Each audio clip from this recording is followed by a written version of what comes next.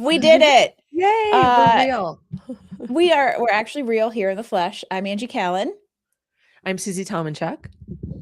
And our first leadership lesson that you may not always think about is as leaders, we don't always have our shit together. So this morning has been a small comedy of Angie doesn't have that together errors. But as usual, Susie and I are here to sound off about leadership conversations that should be happening and unfortunately don't. So I'm just going to toss it over to you, to Susie, and what's on your mind today? Yeah, this topic comes up all the time, and there's so many angles to it, and it's feedback. And the reason I wanted to talk about it today is I had a client yesterday, and nobody can see my calendar, right? And anonymous remains anonymous. Yes. We talked about, she was talking about feedback that she got, and she got feedback from somebody that reports to her, from somebody that reported to them. And so we were talking about the responsibility of that feedback and responsibility as a leader. What should her direct report have done about feedback about her boss to either continue to have it, filter through, or should she have been managing a little bit differently than just to take the feedback and give it to her? Oh, okay. How did that conversation go? Yeah. So this leader took full ownership of the feedback and got really consumed by the feedback. Like, that's not my intent to make everybody feel like they're on pins and needles. I just want to make sure people are on the right track. And so I asked questions like, well, should you be in the weeds? And is the information valid? But then what was the expectation of the person that works for you? Should they have helped those people understand instead of like basically taking notes and giving the feedback back to her? And so she was doing the right thing by taking responsibility for the feedback. But I still think like there's a bit of, all right, let's think about the chain of the feedback. And if I should have gotten that direct, or if that manager should have managed that relationship a little different. What do you think? That's what I was thinking about. I'm thinking about it's not so much about the feedback. It's more about how it was acquired and what was done with it, or what wasn't done with it, that I flag in that situation. Yeah. And I feel like the thing about feedback is there's so much feedback coming to people these days because they do surveys and how do employees feel and all of those things. And so I think there's this element of, I have to take all the feedback, I have to look at it as factual, and I need to adjust me. And I don't believe that fully. And I think we've gone to the wrong end of it. I feel like the feedback situation is feast or famine. And in like many things that feel like they are polarized in society, it's either like you're either getting it all the time, too much of it, and not being able to, filter it, or you're not getting any of it except for every 365 days. And there should be like a nice little pendulum swing from like 5 to 7 that should happen in there where we can get feedback that's leverageable and not overwhelming. But also, I think the big thing, and this for some reason is where my head is going with this, is we should be able to have open conversations about this stuff and not feel like we've got to be like, oh, here's what's on the sheet of paper, so I don't have to tell people something they don't want to hear. Yeah. And I think that's why we fall into the two extremes of either not saying it at all, except for when we're given the performance review platform to do it. And then it's like, whoa, or it's coming across too much because we don't feel like we can have incremental conversations. That's been something I've been coming across, is this idea of not speaking up. But it's almost the other side of this coin. Yeah. So while you were talking, I was thinking like there's the responsibility of a leader to take feedback and show the team how you consume that and what you do with it. There's also the responsibility of going, as you go, interesting, because I always say feedback is data around what it's like to live outside of you, because that is unavailable to you. You will never experience what it's like to experience you. And whether you believe the feedback or not, it's still their data. And I guess I shouldn't use the word data because that implies that it's objective and factual. But when you think about it, I want people to go, oh, interesting. That's interesting that's how they experience me, even though that's not my intention. Interesting. And what do I do with that? Yeah, I like the idea of data, but I agree with you. You have to be cautious of looking at this as subjective, actual analytical data versus or objective analytical data versus subjective observations of what it's like to live outside Mhm. of your body. And I think you have to be cautious not to just take every single one of those things to heart, but to figure out what you can actually learn from it. And in Mhm. some way, that's how it can feel a little less like overwhelming Mhm. because we have to remember there's always perspective around feedback. Yes. Yes. We're all And there's a biased. Let's bias. all Yes, admit we're all bias. biased. And Uh, even I'll give an example of how our biases show up. I was going to ask people in my network to make some warm introductions. And I looked at the list that I created for myself, and there were more men on it than women. And I thought that's super interesting. I'm more comfortable being bold and doing a bold ask. And I'm not trying to say this is not gender, but that bias, I was like, wow, I'm really biased yeah, to like this question and who I feel more comfortable asking. So with that lens, we are all biased in our feedback that we give. yes, And we may be more bold to somebody over somebody else, depending on their yeah, reaction, our relationship to them, et cetera, yeah. right? Yeah, and then when this comes into leadership, which by the way, I see a few of you watching out there, leadership conversation no one prepares you for. If you've got burning Mhm. questions, throw them in chat and we will just sound off about them. We're talking about, I would say, feedback and different perspectives on what it's like to interact with us since we never get to interact with us outside of our own mind.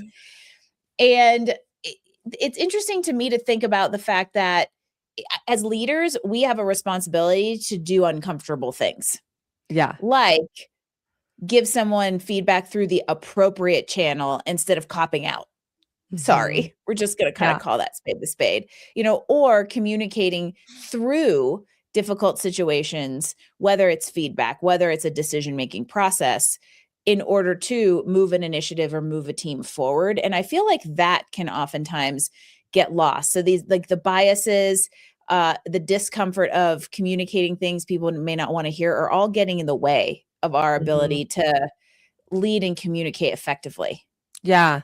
So we're talking about this way. Let's stay on that topic of Okay. giving feedback Oh, because yeah.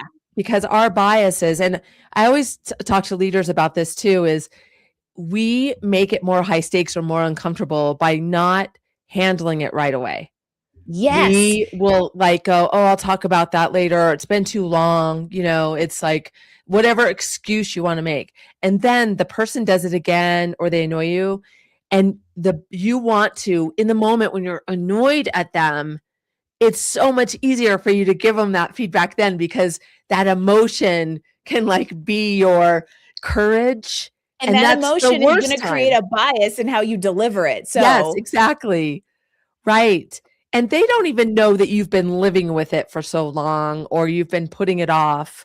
But it's like, and it might have to do with your relationship with that person and whether you have authority to give them feedback or if you had all the facts or you're just uncomfortable. yeah, and, there's an interesting correlation here that this we're talking about leadership in the business and professional sense.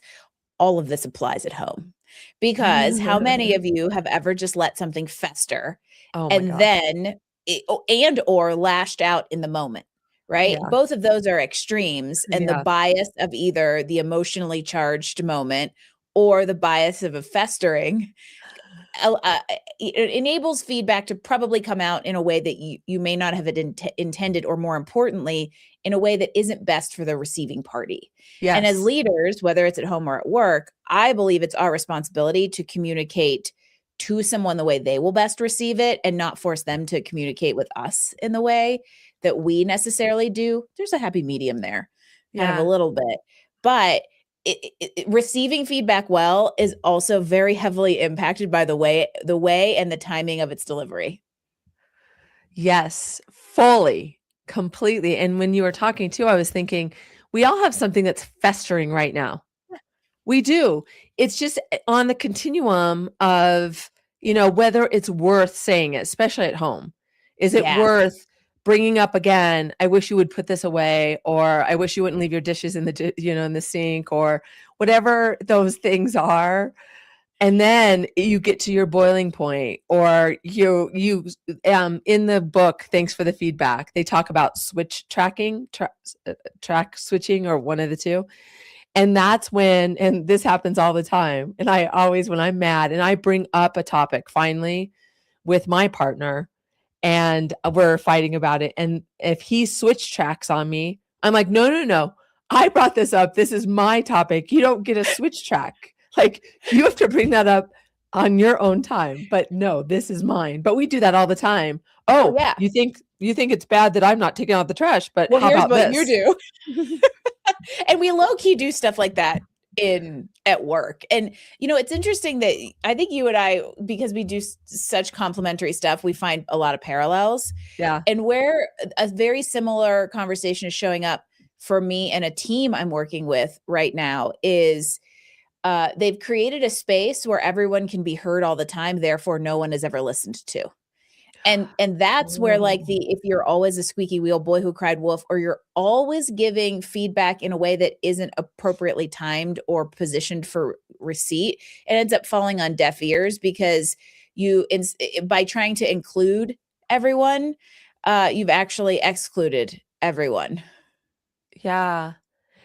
Is that because it's kind of like when you ask for feedback and people are like, okay, let me think about something, They versus feel forced something to answer the happens. question. Yeah. Yeah. And so then they say that if you want accolades, ask for feedback in the moment. Like, how did I do in that meeting? And that person will go, great, because they have nothing that they noticed. But if you say, hey, I'm going into this meeting, I'm really working on asking good open-ended questions. How will you give me feedback on that? That gives them the opportunity Yes. to observe you. And so it's kind of the same thing as you're saying. If somebody's asking for give me feedback all the time, they're going to manufacture it. Mhm. Same with, in the version I'm experiencing is if you're a leader who has a team and you're always asking the team for input in a roundtable format, you've basically set the expectation that they're supposed to give some kind of input, Yeah. which essentially devalues meaningful input because they feel like they have to have something to offer.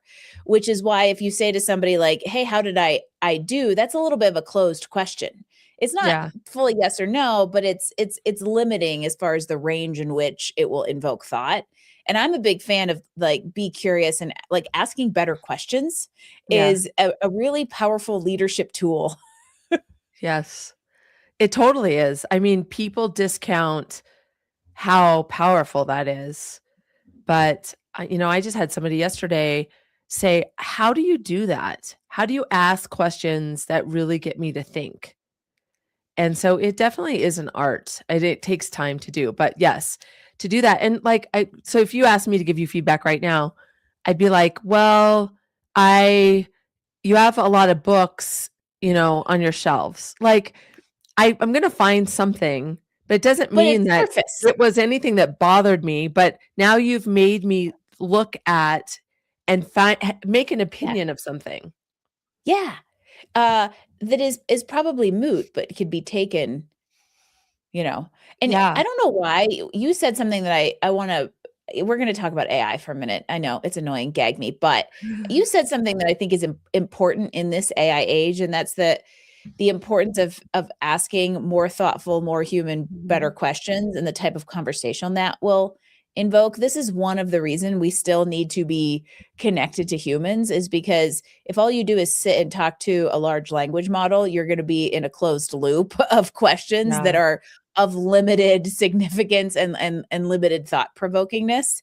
And this is also where I think as leaders and as teams, we have a really big opportunity to leverage that human skill of, being curious, asking better questions about it, and distilling down whether or not we're solving the right problem. I think is also something to think about that's very relevant to feedback, but also just in the general nature of leadership. Are we solving the right problem, or are we just asking questions for asking questions' sake? Yeah. It makes me wonder if it's a good cop out for leaders to just ask for feedback that way, because maybe they know that not asking good questions leads to not great feedback. And so it's just easier. Then you don't get critical feedback.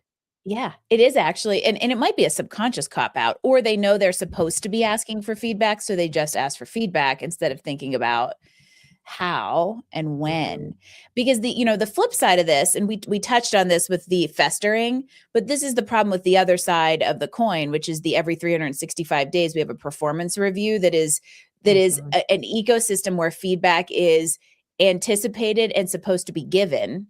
And because of that, I think for the recipient, it could end up making the feedback feel a lot more severe than it would have been if it was just dripped out over time. Because Mhm. now we're dumping them a snowball instead of a flake, Yeah. at the time that it occurred. And so I think that there's value to the performance review. But again, a lot of this is how we approach it. And that is a hard leadership thing in this day and age with all the things that we have to worry about. Yeah. I you just made me think of, like, from the other side when my annual review is coming up, what an amazing strategy would be, because I put my head in my head when I was a leader giving performance reviews, and by the way, when I was doing that, that was the only time you gave feedback. Like, there Yeah. wasn't this There was not feedback on a incremental regular feedback. basis. No. So it was that. So what that meant was it was on me to think about good feedback, and that's hard to do, and of course, you would only think about the last month because your Yes. your brain is limited, right? And so what a smart thing for people in the team of that leader is to feed them what they've done that year, or what Yeah. they're, kind of like, "Hey, I know my annual review is coming up. Here's some stuff that I just wanted to remind you that I've worked on." And that would be so nice to me, because then I can Mm. remember and put those in there, and then Yeah, that would change my performance review to be more positive on that yeah. person. Yeah, because really an annual performance review is really a quarterly review. It just only happens 1 Yes. quarter a year, the quarter immediately preceding the performance review because our memories don't go back that Yes. far. There's actually a question or a kind of a statement asking for our thoughts in the chat that I Okay. like, and it goes back to what we were talking about with AI, which might take the conversation in another direction, but I think it's related and valuable. Somebody said that they feel like AI is going to reach a saturation point, and humans will start to feel like normal life without a screen is a luxury and move towards that. What are our thoughts on that?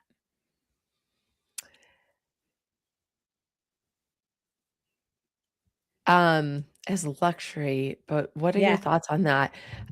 Sorry, I had to read it again. It's almost like, okay, so I wanna interpret the question. I think that you're starting to interact with this fictitious person that is a screen. And so we're now going to change the way we interact with humans, Yep. because we believe this is a real relationship that we have with ChatGPT or Oh, Claude yeah. or whatever, There are many right? people who actually do think that. Yes. I think that's very scary and true. And I agree with the statement here that with the presence of AI, and we actually started seeing this even before AI came on the scene, because even just technology in general and social media has created a loneliness epidemic, at least in the US. Worldwide, loneliness is like off the charts, but people have the illusion of connection. It's just not real, authentic human connection. And I feel AI's come in and exacerbated that to the point that we're going to go swing back to old school channels of communication, small communities, live events, and things that give us outlets for clear human interaction to balance out the fact that like AI is here to stay. Yeah.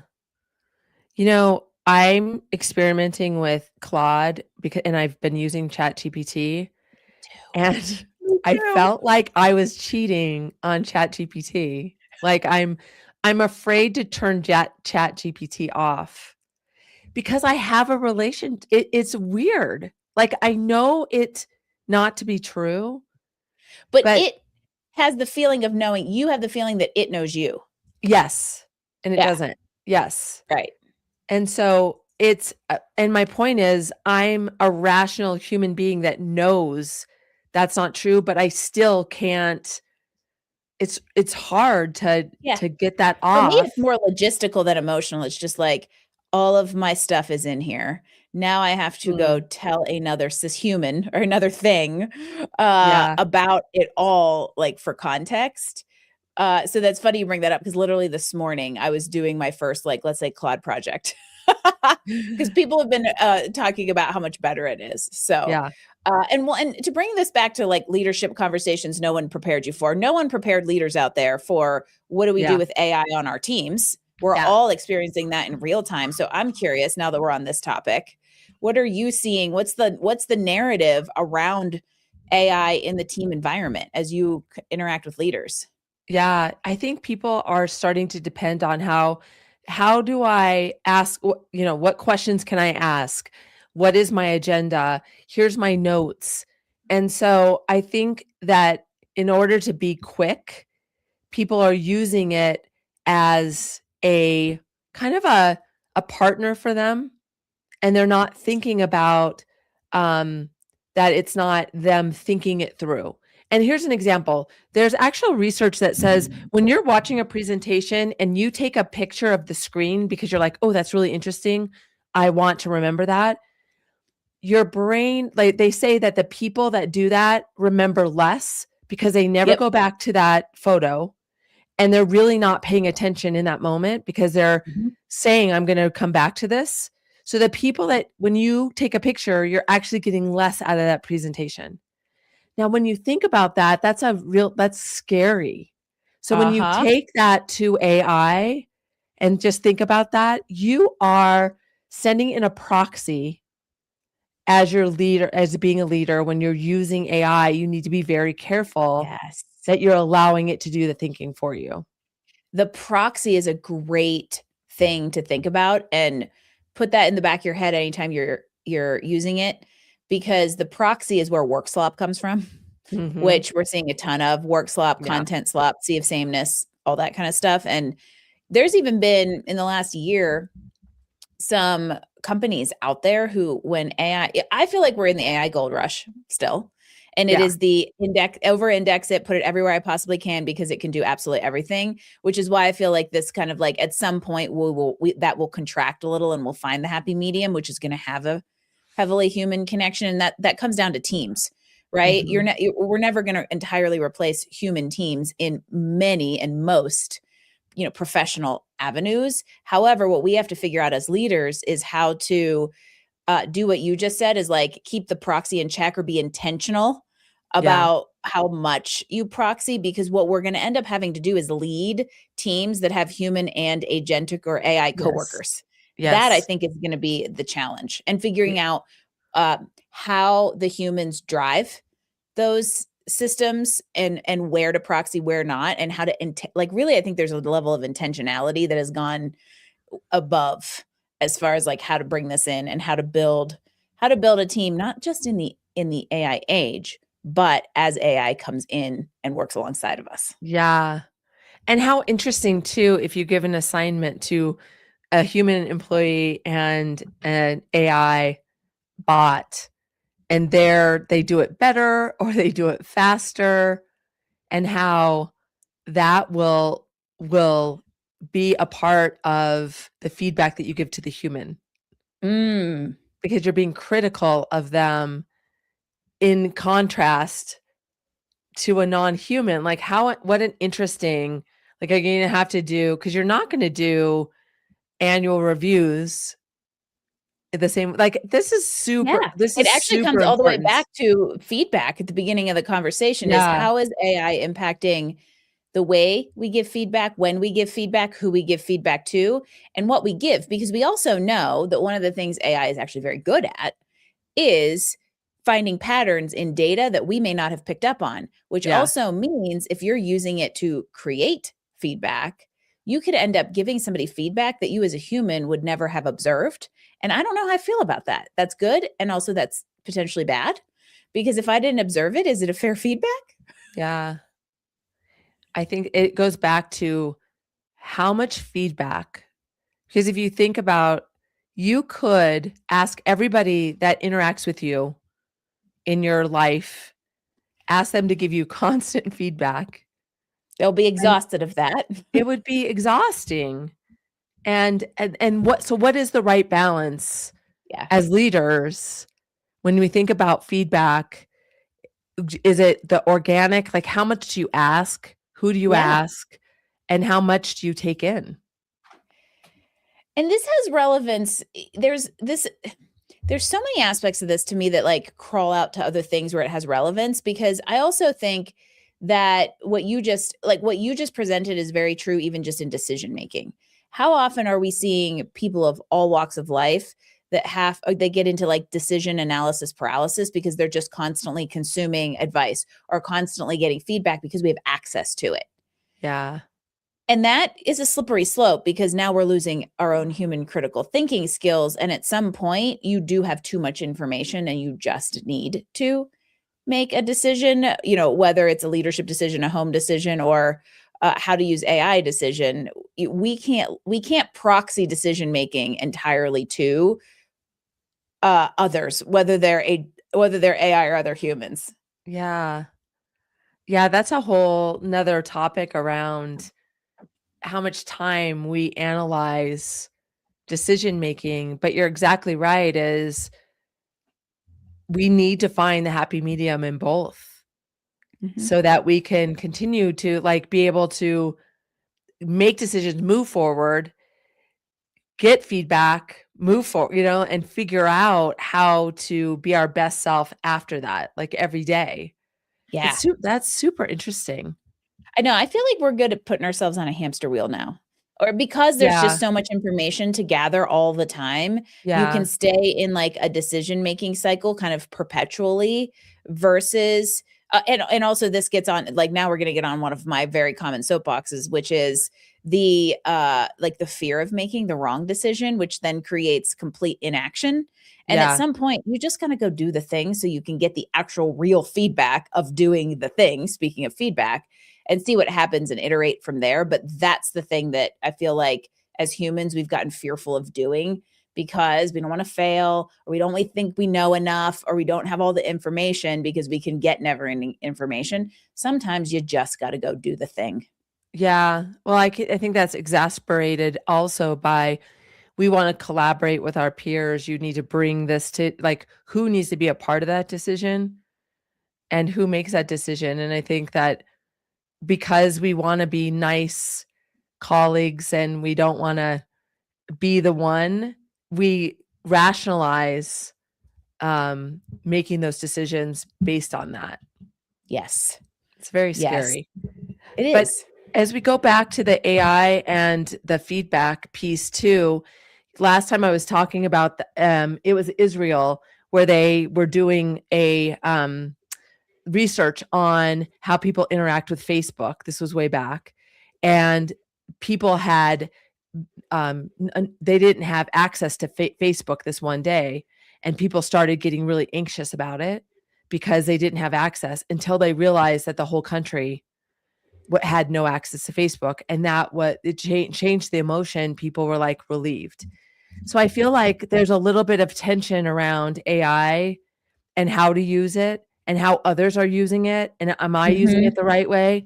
That is also adding to the stress of feedback and Yeah. us as leaders.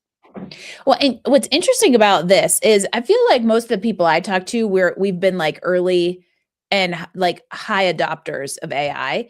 But if you just look at your average human. I guess I just considered us not average humans, Susie, but we already knew that. Adoption of AI on any level is really low percentage wise. Like, like even using it for your grocery list is a very, very low percentage of the population. And I think it's interesting, also tricky if we think about the workforce, because unless you're Mhm. 5 years from retirement, you can't pretend it doesn't exist. But then I also think it makes me think and keep in check of the fact that, like, am I doing too much with it? Yeah. And Yeah. what is the balance? And that's why I think it's like, there's a level of intention that we have to set and individually know kind of where our thresholds lie. Yeah. It's such an interesting question because there was a professor that I heard at a conference, and he said he spends 6 to 7 hours a day in AI. And I was like, wow, that's super interesting. And to your point, there's people that don't even do anything with it right Spend now. 6 minutes a week. Yeah. Wow. Yeah. This is such it's such an interesting time to, like, just be alive, own a business. And, Mhm. one of the reasons that Susie and I wanted to start doing this is because we do feel like there's a lot of conversations that should be happening out there that either aren't happening or we're not prepared to have as humans and as leaders. And, like, this is one aspect of it, because Yeah. there's no statute, right? There's no standard in Mhm. how we really adopt this, and we know we're going to get it wrong. Yeah. And then have to kind of, course correct a little bit, which is true of kind of anything in leadership, whether it's Mhm. AI or oops, shouldn't have given feedback that way, or oops, should have Yeah. just given the feedback instead of copping out and passing on to a leader, or kind of whatever it is. And so for me, a really big I think there's like a central, like one thing that sticks out to me in all of these different ways we've talked about something that is central is like owning your position as a leader and Mhm. all of the responsibility that comes with it. Yeah. Period. Good, bad, or ugly. Yeah. And I agree with you, and have an opinion about feedback. And I think that you should sit down with yourself and really think about what would be a good cadence. Who do I need to get feedback from? How do I want to take feedback? If you're highly emotional and feedback really triggers you, which it triggers me, have a SOP for yourself where you take the Yeah. feedback and write it down and give yourself space and then come back to it. But if you do that outside of the feedback, then you can create an opinion for yourself about the best way you're going to do it.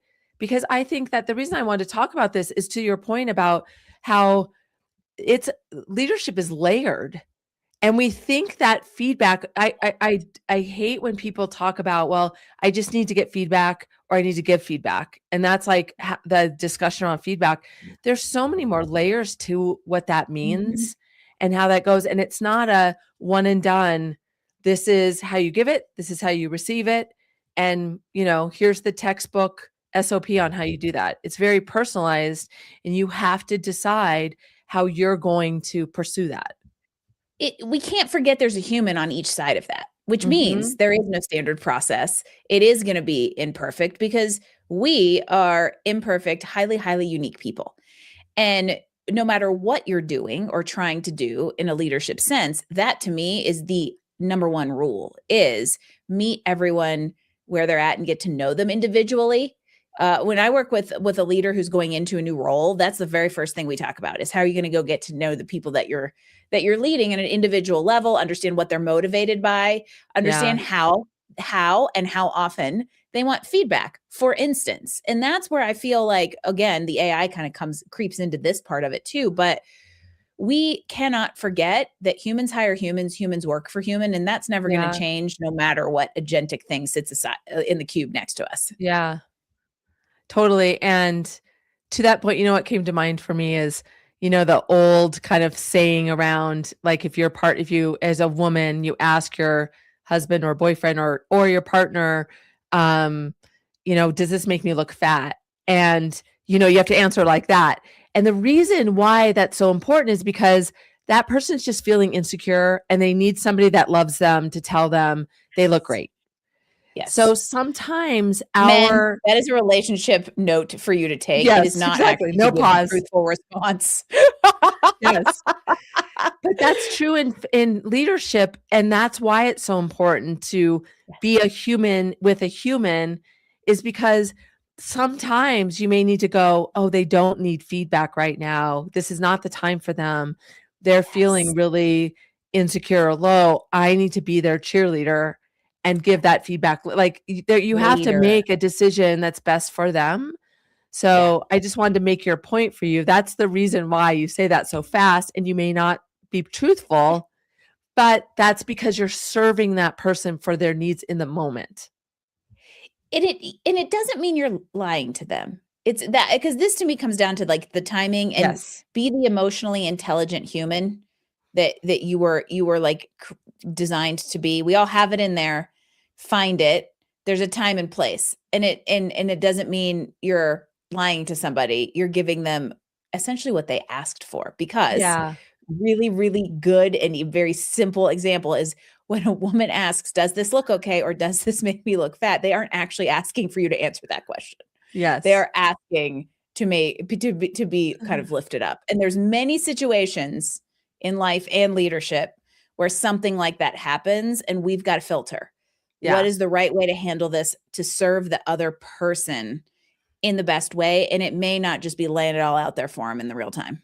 Yeah, it is, and I think of another example. I did a keynote last week, and I was not feeling great, and it was, a big audience, and the computer I was using was having problems, so I couldn't read my notes, so Ugh. there was more pauses that and I felt really like, "Oh," I just that bugged me, and 2 of my daughters, who are both adults, were in the audience, and I asked them afterwards, "Did I pause too much?"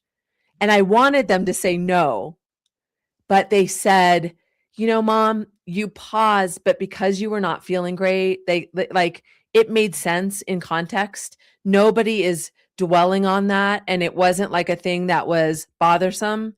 But yes, you did pause." And so they weren't being dishonest, but they were giving me the context that I needed in the moment. It was a yes and. Yeah. Instead of just a yes. And Mhm. that is a big difference, right? Because the Mhm. context eases the blunt Totally. answer to the question, and delivery will change many things. And delivery is both timing and how. For instance, you mentioned you're not super, huge on feedback. Uh, I am depending on who it comes from. My husband is not one that I like feedback from, but it's also because his delivery isn't always great. He's Yeah. the, "Yeah, that makes you look fat," or, "Yeah, that makes you look stupid," and you're like, "Wow, Yeah. you totally missed the point." Like, over honesty isn't working right now. For me, I like constructive, like, "Here's what you're doing well," sandwich the feedback, and then here's another what you did well. So, like, we'll be out, for instance, mountain biking is one of the places this comes up, and he'll just be like, "Oh, well, this is what you're doing wrong." And I'm like, "I feel like I'm freaking crushing this ride. Thanks." Now I'm in my head and he's like, "Oh, you're riding great." I'm like, "Why didn't you start with that?" And it's ridiculous and just so simple, but for me, it makes something negative a little bit easier to receive because I know it's not all bad. Yeah. And he may be a better mountain biker than you, and so you're proud of yourself and how you do it, and then for him to say that to you, like, crushes you, and I'm not saying that that's true, Oh, no, but but it's true because this is the same in a team, right? yeah, This is why it's so important to meet people with the context of them yeah, versus us, and that comes back to biases and trying to create some separation because if all you do is give feedback compared to you, that's not always fair. yeah, and if you don't get very much feedback or you don't give feedback to your, direct reports often, and then when you do, that holds so much weight, more Yes. weight than you realize. And your intention might just be a just quick little thing, but that stays with them. They analyze it. They are like taken aback by it. So Yep. it's also how, when, and all of those things matter. That's a huge one. Is you've really gotta think about your audience. And Mm. there's a million places where that's true. whether it's Yeah. feedback, whether it is a presentation, whether it's a job search, whether it's a team meeting. Think about who you are delivering to instead of being in your head about the fact that you have to deliver whatever the thing is. Yeah. Totally. It's so interesting. I mean, it's so crazy because it all that amplifies the whole point we brought this up is because it's almost intimidating to really Yeah. think about how much feedback can have such an impact, both positively and negatively, depending Yeah. on where, when, how, who. And so it's as leaders, you really need to not be paralyzed by the fact that that is the case, Comes but with the how do you do territory. it in a meaningful way? Here is leadership conversations that no one prepares you for. A really hard truth that I think many leaders fail to understand. And I'm going to keep you all in suspense for a second because I think a big reason leaders fail to understand it is because many people who are put in leadership positions don't have the natural ability or even that actual natural desire to be leaders. It's just the way they've been forced up a ladder to grow Mhm. in their career. Yeah. And even natural leaders can fall into the following trap. Leadership isn't about you. Mhm. Sorry, it isn't. Yeah, you worked really hard to get there. Yeah, you got yourself the title. Yeah, you should be proud of it. But now you have been given the responsibility to steward a group of assets. And I ain't talking about a P&L.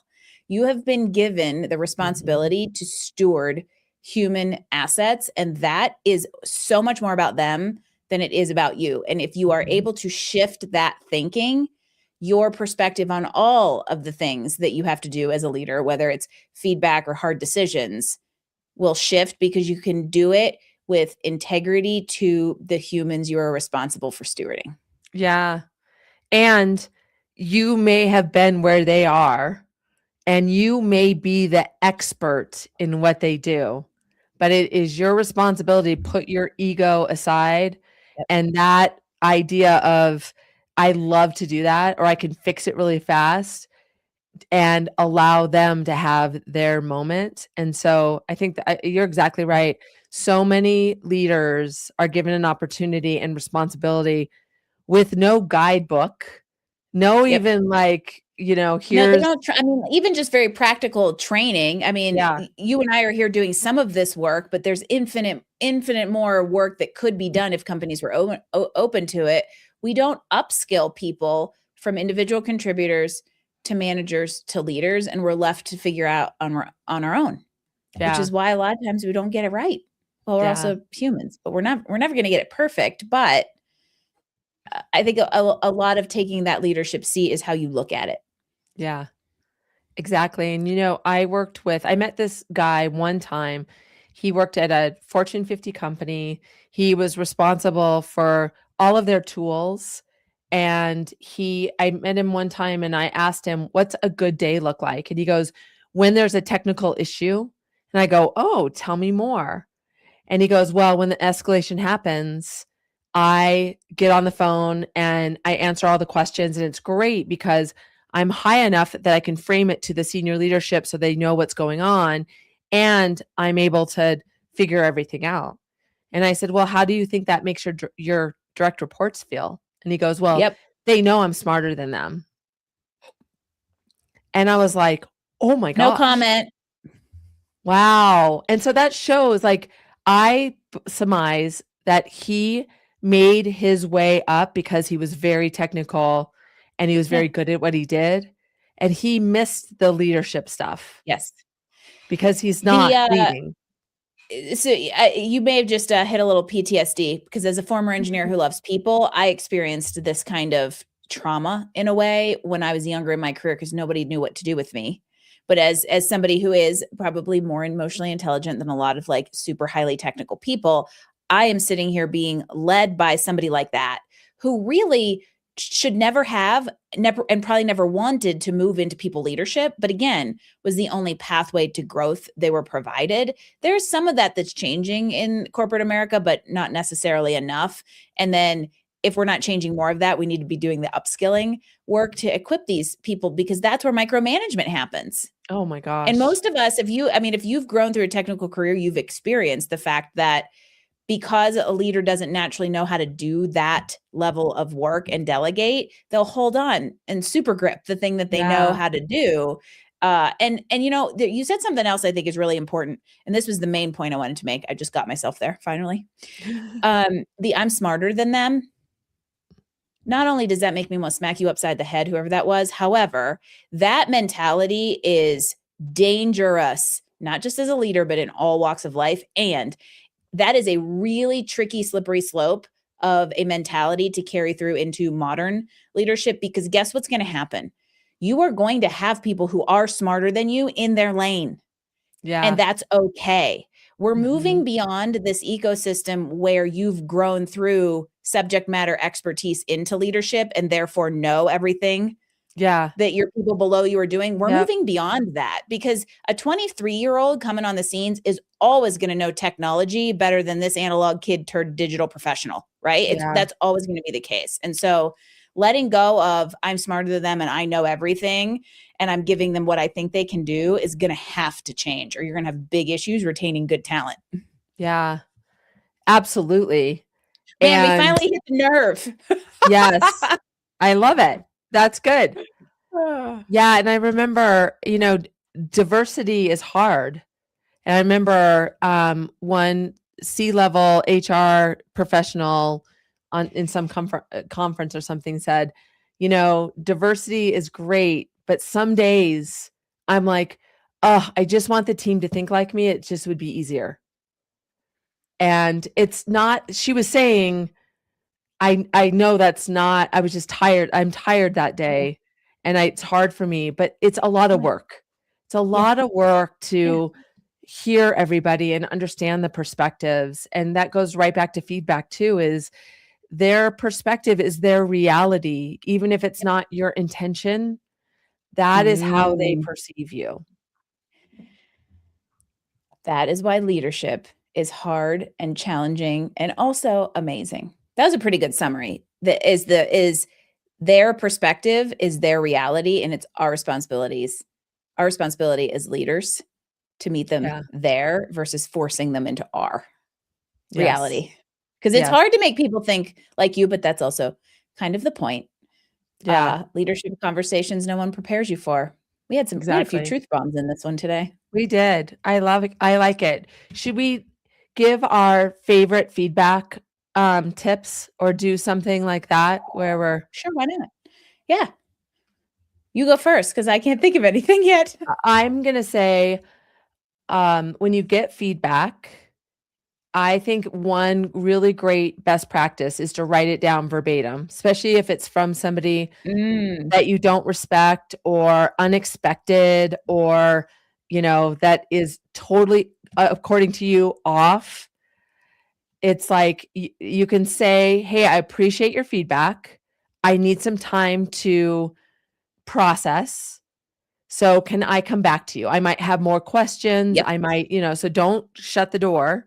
Don't respond to it, especially if you know you're triggered. So it's good to understand when you're triggered and then write it down verbatim before you start to have an analysis paralysis on it, because we'll have revisionist history very quickly about that feedback.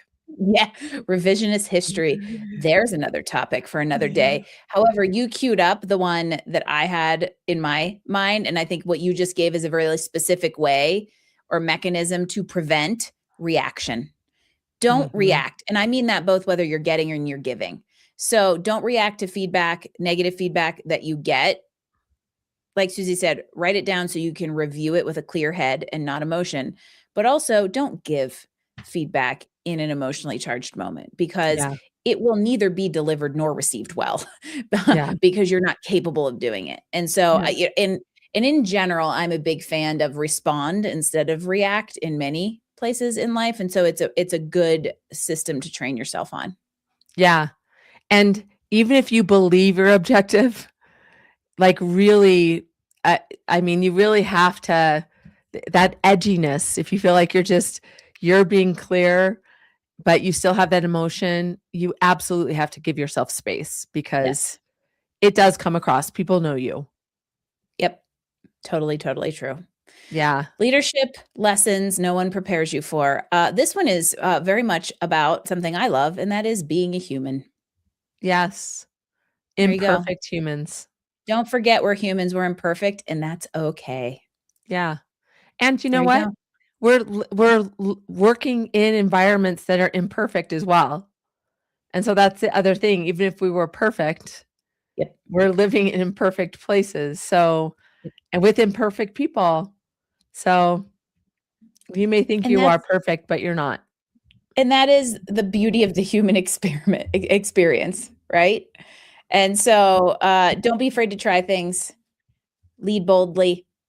Be bold in talking to people and asking for support. And my favorite phrase, remember humans still matter. Yes. I love that. Another great session of leadership conversations no one prepares you for. How to lead in 2026. Susie, this has been fun. It's always fun to hang out with you and just, by the way, for those of you listening out there, we literally came on here 4 minutes late and we're like, okay, let's talk about something. And Susie says feedback. And I'm like, okay, let's go. So where this really is a sound off. And if there's anything that you would love for us to talk about, burning questions about leadership challenges, a case study, drop one of us or both of us a note here on LinkedIn. We are happy to sound off about it. And I think that's it for today. What do you think, Susie?